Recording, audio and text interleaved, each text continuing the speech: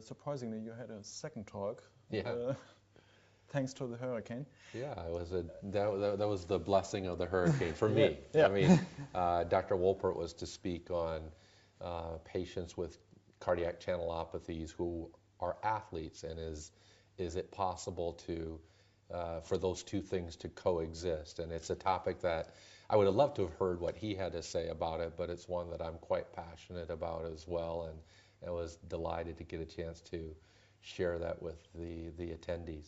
It was a great talk, Well, thank you. and I think you changed the mind of the audience.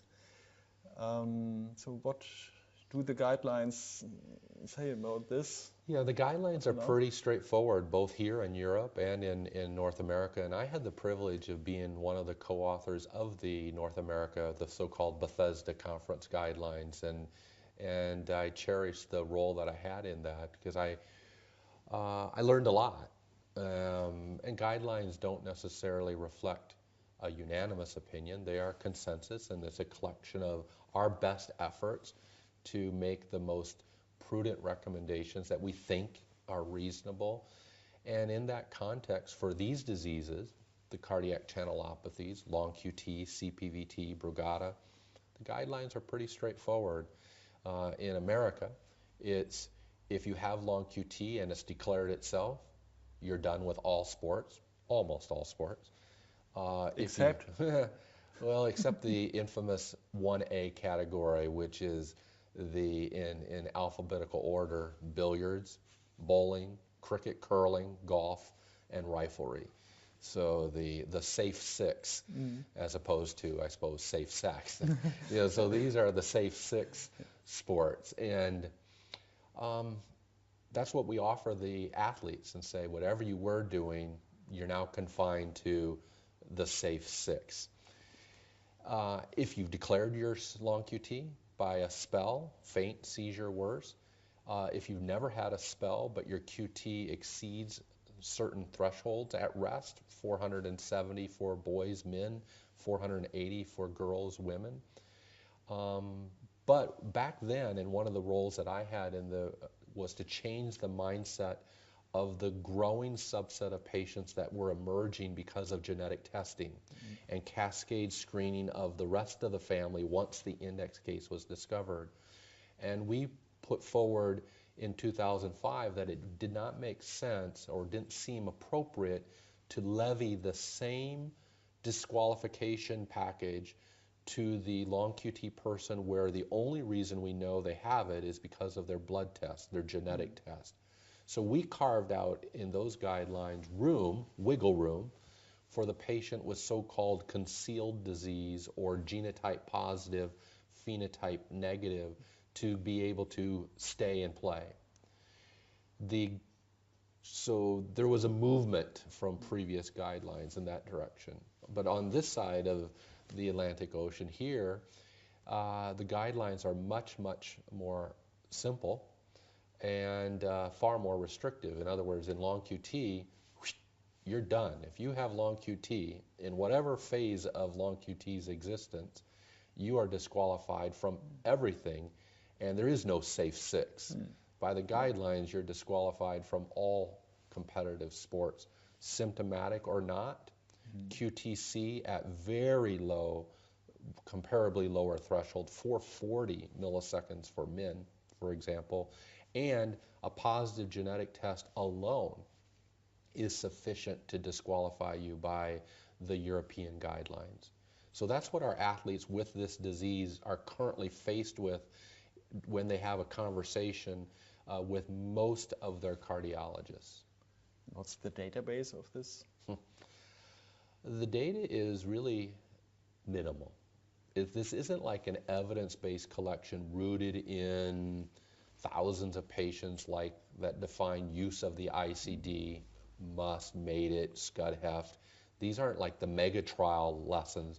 These are lessons learned from our personal practices by the panel of experts that were on that shaped how we think we should do it. And so really it's a philosophical guideline. It's not a scientific based guideline.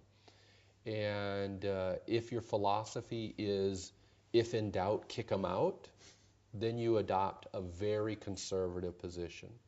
And we, although participating in that guidelines, our own philosophy and my philosophy, again, part of, I suppose, born out of Mayo Clinic, which is the needs of the patient come first, and the best interest of the patient is the only interest to be considered. We started to ask the question about a decade ago, saying, why are we so restrictive? Is this in the best interest for the whole athlete? Not just his or her heart, but his or her whole being. And maybe we should be thinking about this differently, like having a conversation with the athlete and his or her family, explaining the disease as best I know, explaining his or her risks as best I know, explaining our treatment strategy as best I know, and then asking the question, now how do you want to live despite your diagnosis, with your diagnosis? And can we keep the things that you love to do in the game of life? And with that approach that we started about a decade ago, I now follow a lot of athletes with long QT syndrome who would have been former athletes by the guidelines, but chose to remain an athlete after their consultation, after deciding jointly as an entire team, the athlete, mom, dad, and me, to say, I think it makes sense in my life to stay in these sports that I love. And what types of sports do they perform? Everything. And if you give them the choice, they're not signing up for the safe six. Yeah, so Okay. they're not signing up for those. So I have athletes with long QT from little league to professional in almost every sport you can imagine. They're doing the things that they were doing. What I try not to do is to think that I have the ability to say, this sport is ultra dangerous, steer away. This sport is much safer. You know, we may make some adjustments, but if they were a football player, soccer, coming into the evaluation, our question isn't, well, how do we make them happy going from soccer to cricket, which is in the so-called Class 1A? It is, how could we navigate soccer and stay in the game that she loves to do? And so I have athletes doing all kinds of sports. And about 150, 160 athletes with long QT who would have been, by guidelines, former athletes, but have stayed being a current athlete. So your recommendation for the Europeans as well, for the next guidelines is? I think we need to look at this. I mean, we've gathered our own experience now, and it's not a randomized study, but it is an observational evidence that among these 150 athletes, now probably about 800 athlete years of observation for them. We've had one event in these 150 plus athletes in these past 10 years of our program, and the others are symptom-free, none during sports. The one athlete, not a surprise, he's a great kid, but he had an ICD shock at age 5. That's how the disease declared itself, cardiac arrest, that got him an ICD. And then he had a shock appropriately during soccer and one during baseball, both of them while he sort of chose to be, well, not compliant with his medicine. So he now takes his medicine much more faithfully. He still is an athlete, hasn't had any recurrences now for several years. And in fact, if I look at the event rate in my non-athletes, I have way more than one. So in my athletes where I have one event, there potentially is the paradox of the event rate actually being lower. Maybe they're more motivated, except for my exception, to take the medicines as prescribed, to stay well hydrated, well conditioned, to take better care of themselves, to get good sleep, to have a diet rich in potassium, because they want to do all the right things, because they don't want to have a spell, Because if they were to have a long QT triggered spell, maybe that will cause mom, dad, the athlete, me, to collectively change our minds and say, maybe this is not worth it. So in our experience, the events have been few and far between, uno.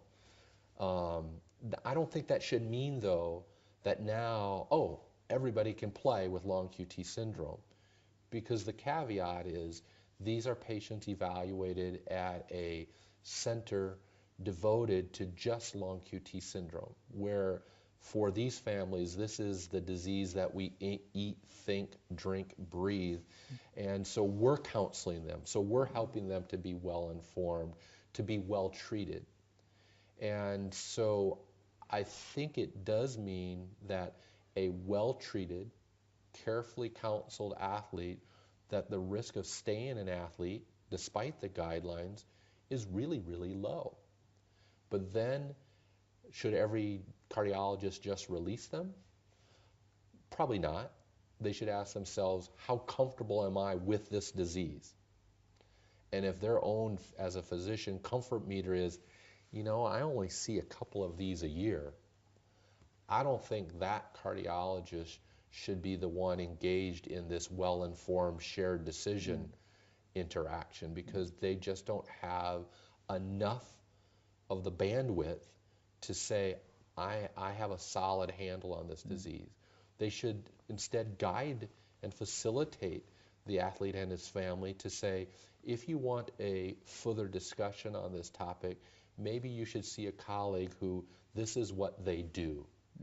But I do think as a guideline position, we potentially can be recrafting our recommendations to say maybe long QT individuals and their families should be seen in a specialty center devoted to their disease, not irregardless of whether they have a desire to be an athlete, just so that they can get the best individualized attention for their disease.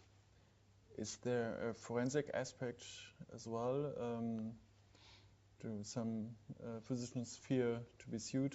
Oh yeah, I think what you bring up is the especially in the U.S. Yeah, especially in the United States, is probably the proverbial elephant in the room, as they say.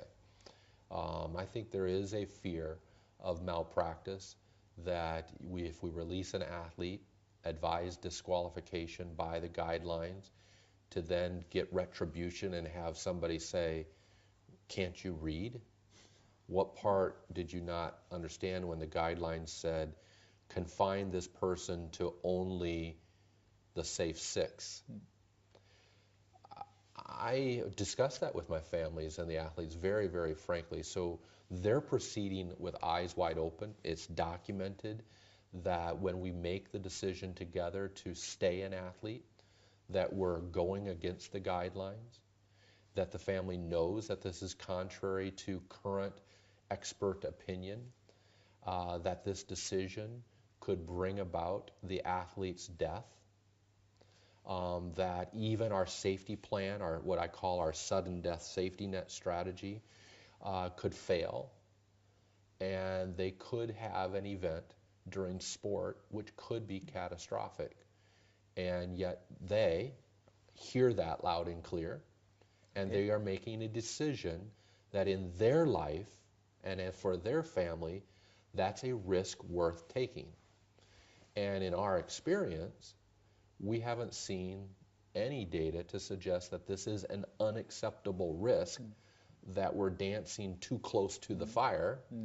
In fact, we think we're quite a ways away from the fire. But make no mistake, there's a pretty rich and detailed conversation so that the families know the score, and they're making this decision fully informed. It's a great way to deal with this. I think so. Yeah. And our patients think so. Yeah. They are delighted to be given the opportunity to be a true participant in this decision, because they know how high the stakes are. You can imagine that. Nobody knows better than the mom or dad who's about to allow their child to stay doing the things they love, knowing that that's a potential risk. So is there any plan or chance to change the guidelines one day? I think so.